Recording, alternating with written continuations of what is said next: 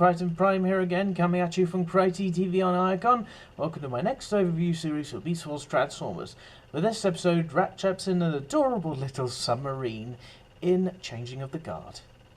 At the beginning of this episode, Rhinox is making an attempt to link the Autobot arc shields to the rest of the base, so they can try and fortify the remains of Axelon, the outer doors.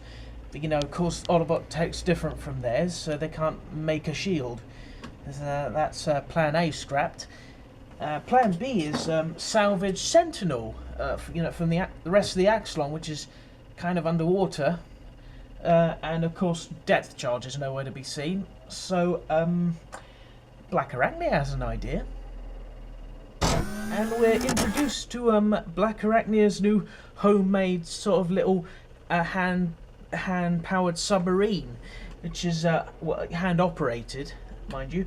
And it's it's small enough that Black Arachnia can fit in it all right, but she doesn't know where Sentinel is. She wouldn't know what to look for, so it's all voted down to Rat Trap instead. And he's nicknaming it the Predacon Beach Ball, which I love.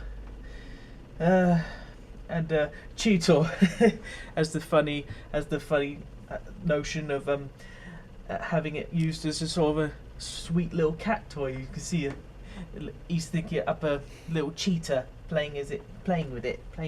It's so adorable. And so Rat Trap's off to find Sentinel in that thing.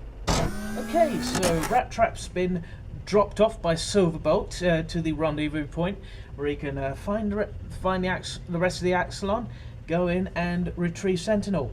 Of course, it's a bit difficult when he's pretty close. Rampage is sort of interfering, calling him a rat in a can, which is how droll to him. But of course, depth charge interferes, and those two sort of duke it out while Rat Trap's retrieving Sentinel. And they caused a big explosion, which caused the Axelon to fall. It was lucky Rat Trap escaped when he did, because it flattened the other two. Of course, they survived, but of course, even though Rat Trap now has Sentinel, it's looking good for him and Silverbolt. Megatron was listening in the whole time, which is sneaky Predacons, and Waspinator, Inferno, Quick Strike are making their attempt to retrieve it for Megatron. Okay, also depth charge comes back on dry land when he throws Rampage out, and Rampage kind of flattens Quick Strike, and of course Waspinator is getting away with Sentinel after they interfered, and trashed the poor little submarine as well, I might add. But Rampage is refusing to help because he's busy with Rampage. He wants to kill him. Again, avenging his Omicron people, it's Rat Trap and Silver having to go after Waspinator themselves.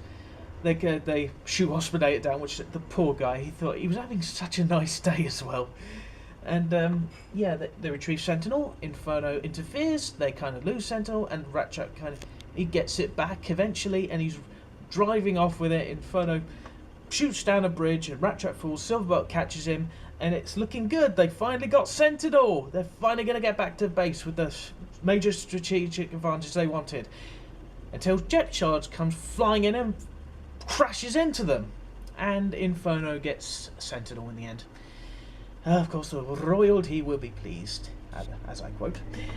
So of course, Rat Trap isn't all too pleased. When they're back at base, they could have had it.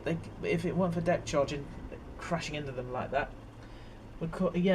Depth charge says it was an accident, but was it an accident that he turned down Silverbolt's call for help? I think not. But of course, it's made clear that depth charge did help Rat Trap earlier, so Rat Trap thanks him for that. But Optimus is reminding depth charge that he cost them a major strategic advantage, so he that's why he can't continue to act as an independent. So Optimus offers not in marriage, no, just offers to shake Depth Charge's hand, hopefully in an attempt to welcome Depth Charge to the team, and Depth Charge's like, okay, this crew sure needs something. Well, instead of shaking hands, just gives him a high five. And of course, Megatron now has the advantage, as he now has Sentinel, activates it, and now the dark side has Sentinel shielding, which is pretty rarely seen in this series, I'll tell you that. Hope you enjoy this episode when you see it, if you haven't already. Coming next, it's a bunch of cool looking Cyberaptors in Cutting Edge.